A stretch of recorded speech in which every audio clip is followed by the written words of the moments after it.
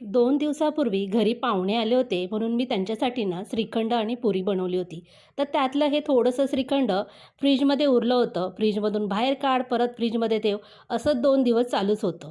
मग मी काय केलं, मिक्सरचं भांडं घेतलं, त्यामध्ये 1 वाटी दही घातलं, थोडंसं पाणी घातलं आणि या श्रीखंडामधलं 2 चमचे श्रीखंड घातलं, थोडीशी साखर घातली आणि मिक्सरला छान असं फिरून घेतलं. नंतर यामध्ये केशरच्या काड्या घातलेलं दूध मिक्स करून घेतलं 2 ते 3 चमचे. परत एकदा छान असं मिक्सरला फिरून घेतलं आणि बघा इथे मस्तपैकी पारंपरिक पद्धतीचं फ्यूज तयार झालं आणि छान असा काचेचा ग्लास घेतला, त्यामध्ये हे ओतून घेतलं. वरून छान असे बारीक कापलेले बदामाचे आणि पिस्त्याचे काप घातले, थोडीशी जायफळ पावडर आणि वेलची पावडर घातली आणि काय सांगू, घरातल्यांना मी जेव्हा हे प्यायला दिलं ना, तेव्हा त्यांना इतकं आवडलं की लगेच त्यांनी परत एक श्रीखंडाचा डब्बा घेऊन आले. तर तुम्ही सुद्धा असं पियुष एकदा जरूर बनवून बघा आणि पिऊन बघा.